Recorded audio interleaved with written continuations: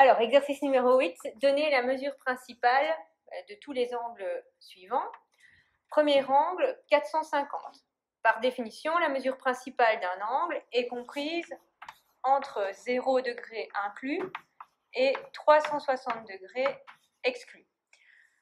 Donc, je regarde si 450 est entre 0 et 360, ce n'est pas le cas.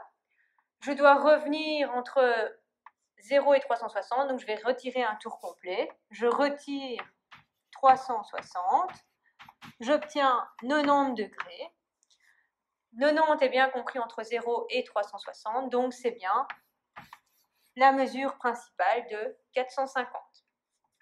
Deuxième angle, est-ce que moins 120 est compris entre 0 et 360? Ben non, c'est négatif, donc cette fois je vais ajouter un tour complet, donc plus 360, ce qui me donne 240.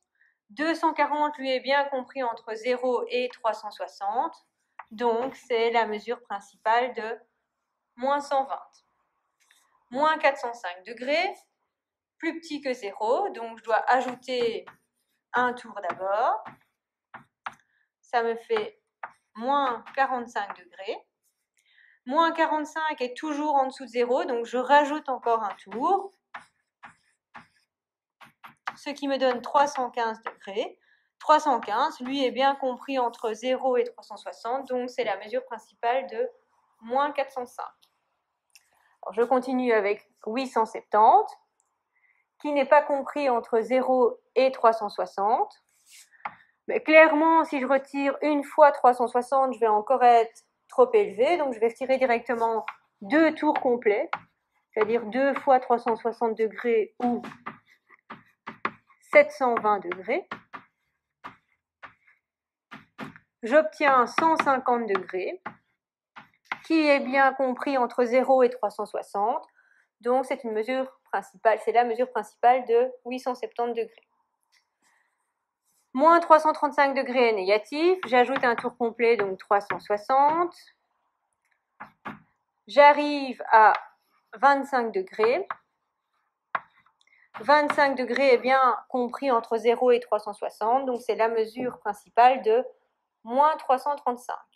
Alors on passe au même exercice, mais cette fois on a des amplitudes d'angle en radians. En radians, je ne dois pas être comprise entre 0 et 360, je dois être comprise entre 0 et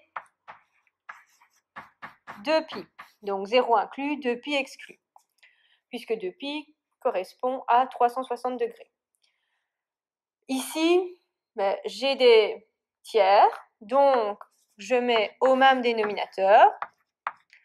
En tiers, 2π, c'est 6π sur 3. 6 divisé par 3, ça donne bien 2. Donc, je dois être comprise entre 0 et 6π sur 3. 14 dépasse 6, donc je retire 6π sur 3. J'obtiens 14 moins 6, donc 8π sur 3. 8π sur 3 n'est toujours pas compris entre 0 et 6π sur 3, donc j'enlève encore 6π sur 3. J'obtiens 2π sur 3.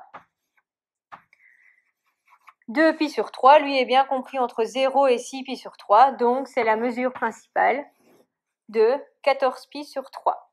Alors, je continue avec moins 21π sur 4. Lui est négatif, donc directement, je sais que ce n'est pas une mesure principale. Je dois être comprise entre 0 et 2π. Je mets au même dénominateur 2π. C'est 8π sur 4. 8 divisé par 4, ça donne bien 2. J'ai toujours le double du dénominateur au numérateur. Donc, j'ajoute 8π sur 4 jusqu'au moment où je reviens à une mesure au-dessus de 0. Donc, si j'ajoute une première fois 8π sur 4, j'arrive à moins 13π sur 4. Je suis toujours négative, donc je continue à rajouter. J'arrive à moins 5π sur 4. J'ajoute encore une fois. J'obtiens 3π sur 4 radians, qui est bien une mesure entre 0 et 8 pi sur 4. Donc, c'est la mesure principale de moins 21 pi sur 4. Je continue avec 87 pi sur 10. Donc, je dois être comprise entre 0 et 2 pi. 2 pi, si je mets sur 10, c'est 20 pi sur 10, toujours le double au-dessus. 87 n'est clairement pas compris entre 0 et 20. Donc, j'enlève 20 pi sur 10 jusqu'au moment où je vais être en dessous de 20. Mais si j'enlève une fois, je vais arriver à 67, 2 fois à 47, 3 fois à 27. Donc, je suis toujours trop grande, donc je vais l'enlever 4 fois. Donc, je fais 87 pi sur 10 moins 80 pi sur 10, donc j'enlève 4 tours complets. Il me reste 7 pi sur 10 radians, qui est bien la mesure principale de 87 pi sur 10, puisque elle est comprise entre 0 et 20 pi sur 10.